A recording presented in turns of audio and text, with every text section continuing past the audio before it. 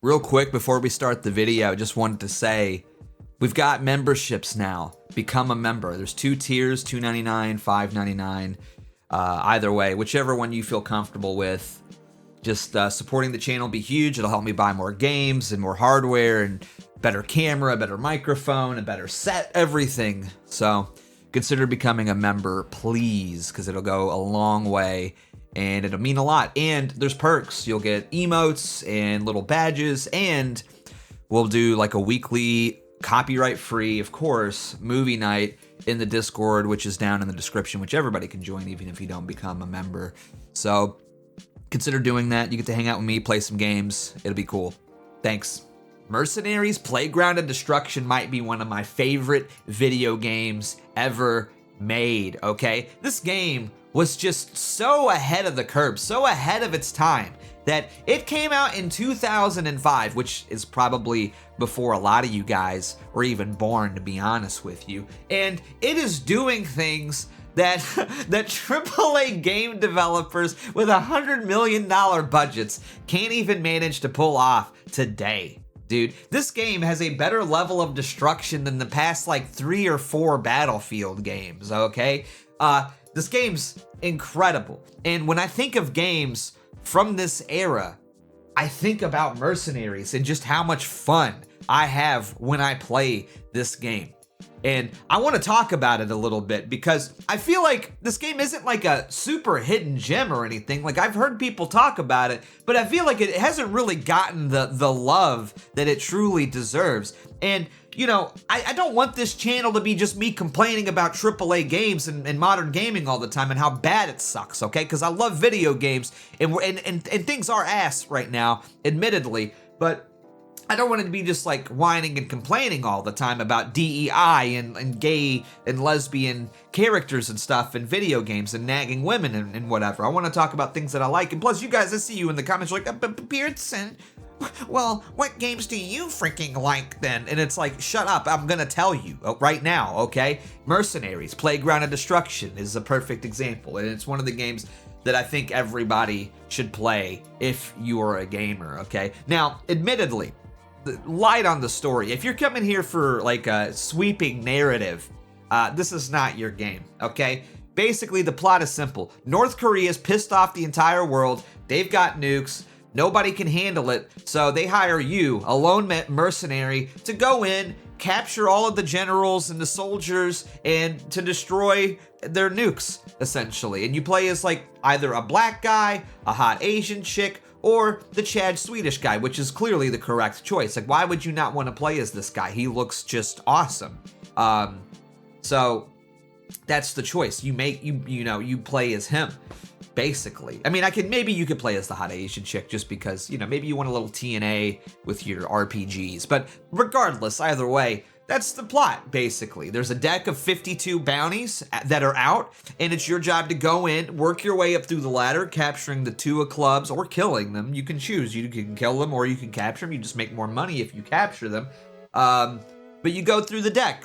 Start with the 2 of clubs, work your way up, gather intel on the other cards in the deck, and eventually you can finally capture the jack and the queen and the king and eventually the ace.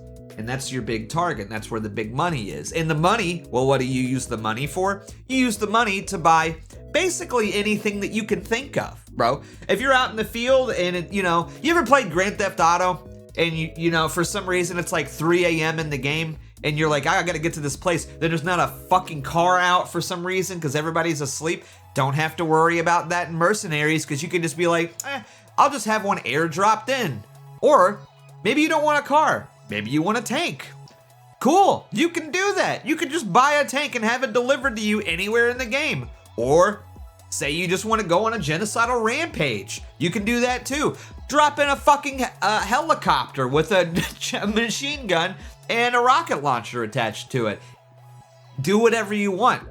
It's the game, the level of freedom in this game is so awesome. And it's not just vehicles you can have dropped in. Say you ran out of ammo, have ammo dropped to you. Say, for instance, there is a heavily fortified bunker. Or maybe you just don't like a building. You just don't like the way a building is looking. Cool.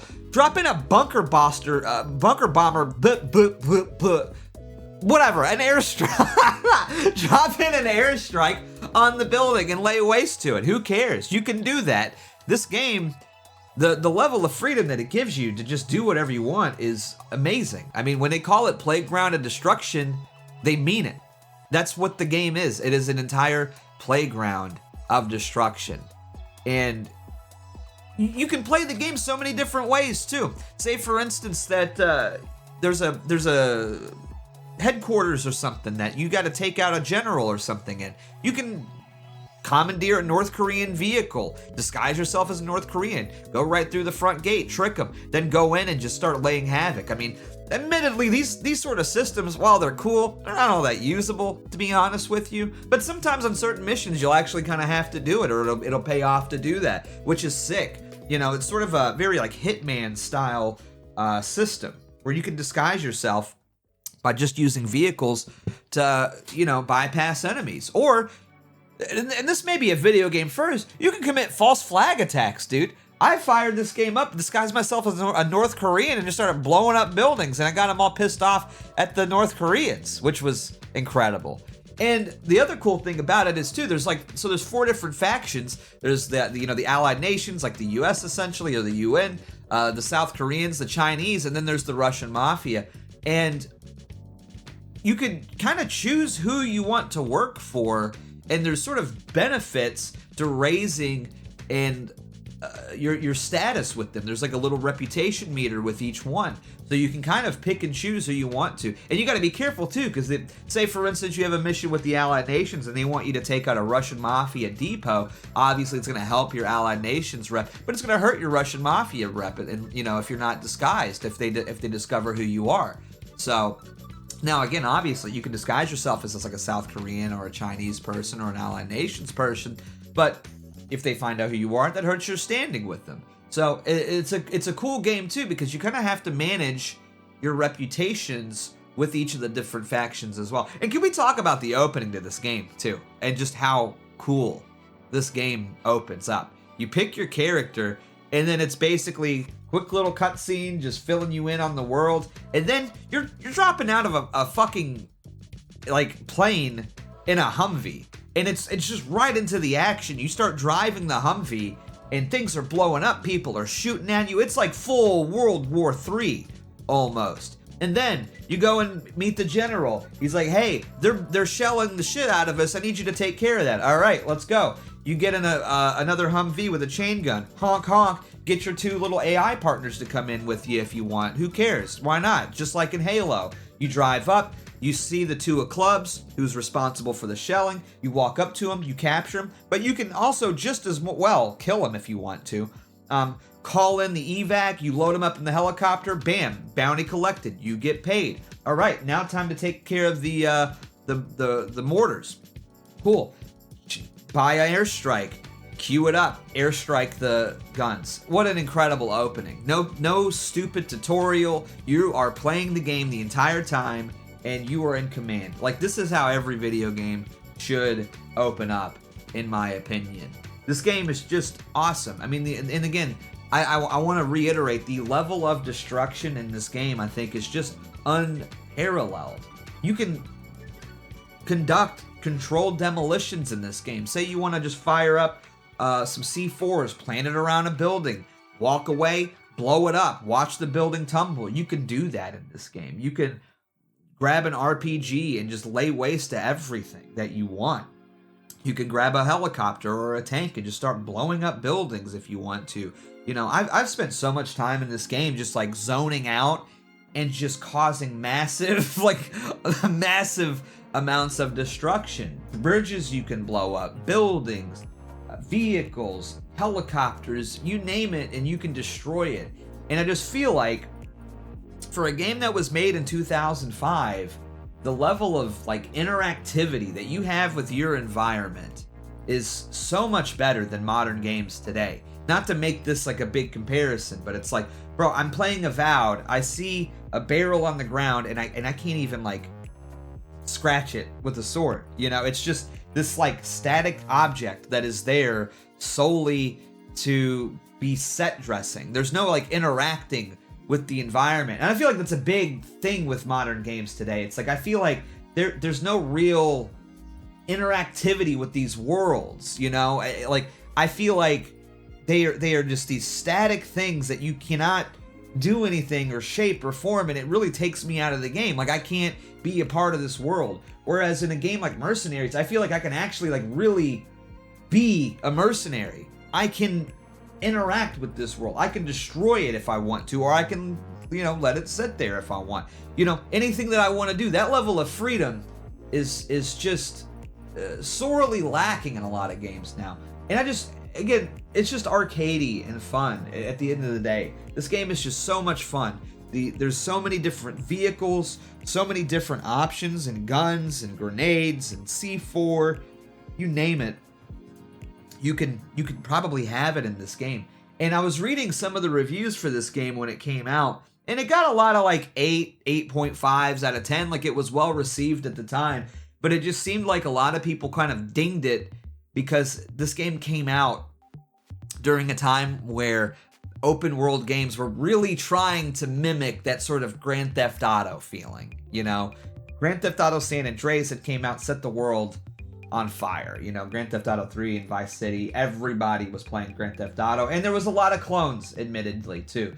You know, you had like True Crime, Streets of LA, you had games like State of Emergency, which were hyped up as like the next big Grand Theft Auto. You had games like The Getaway, which The Getaway is a good game, too. Like, these games are not even bad games, but, you know, I think a lot of people just sort of felt maybe burnt out by the Grand Theft Auto clones, the big open world games. And they felt like, you know, a lot of the complaints I read was like, oh, it's just another sort of Grand Theft Auto clone. But it's really not at all. The only real similarities that I would say that this game shares with Grand Theft Auto is that it's open world and you can steal cars, you know? Everything else, though, is, I think, completely revolutionary. And I've yet to really play a game like this, to be honest with you. I mean, I don't think that it's like so creative and unique that nothing's tried to do it, but I think this is the game that has executed a concept like this so perfectly that, like, I remember this game literally 20 years later, you know? The game, just unparalleled. And it sucks that, I mean, maybe we'll do a video on the sequel later on down the road. The sequel definitely didn't live up to the hype and the expectation. I was so hyped for the sequel, man. I loved this game. But unfortunately, the sequel didn't turn out to be nearly as good. But maybe I'll do a video on that later on down the road. But, I mean, Pandemic Studios unfortunately closed down in 2009, which sucks because, I mean, these guys made banger after banger. Battlefront 1 and 2, Destroy All Humans 1 and 2, Mercenaries, Full Spectrum Warrior, The Saboteur. I mean, just an incredible lineup of games. And it's unfortunate the studio got closed down, but they did provide us with this game, which is, I think, arguably their greatest work. And it's an incredible, incredible game that I think everybody should play. It's available. If you don't have a PS2 or an Xbox, an original Xbox, it is available on the Xbox store as well for like $6 or $10. Worth every penny, in my opinion, because if you're looking for a game that you can just fire up and zone out and have a great time with, this is the game. This is the game that you want to play, in my opinion. I have spent countless hours. I don't think I've ever even beaten the game, to be honest with you. I don't think I've ever even beaten this game because I just have so much fun, you know, running around and blowing up buildings and blowing up bridges and creating like little traps for, you know, it's, you know, because they have like a wanted level in the game, right? You piss off the North Koreans and the South Koreans too much and they'll just start sending soldiers. So I would create little traps where I'd like, you know, blow up a bunch of buildings and just bring them in and just start nuking them, you know? Just so much fun. I can't stress enough how much fun this game is. And if you ever just want to like really immerse yourself in the role of a mercenary, this is the game to play. I highly recommend it to anybody. It holds up. It hasn't aged poorly at all. The game still feels great. It feels incredible to play even to this day. I wish it would get like a remaster or something, you know. I know that they've remastered like the Destroy All Humans games, and I like those games too. Again, sort of like fun playgrounds to goof around in, but I really feel like the Mercenaries Playground of Destruction game deserves a remaster and a sort of a new look, because they're just not making games like this anymore, unfortunately. Again, this game has a better level of destruction than any Battlefield game since like Battlefield 3, you know? So check it out. I love it. I hope you love it too. If you've played it, let me know your thoughts down below. Let me know what you think. Like, subscribe, comment, and I'll see you guys soon. Also, I'm launching a Discord server pretty soon, so we're going to do that too. Gonna be a lot of perks and benefits to that, joining that, but we'll maybe launch that in the next video. I'm still working on it because I'm old. I don't know how Discord works, so I'm still working on that. But like, subscribe, comment. I just applied for monetization on the channel. I don't know how long that's going to take to get, but hopefully we get that soon. Thank you guys for all your support, because yeah, we're almost at like 7,500 subscribers. Going for 10K, going for that Raid Shadow Legend sponsorship. Let's go! All right, love you guys. God bless you. Jesus Christ is King, and I'll see you guys soon. Beards and Beardly signing out. Love you. Bye.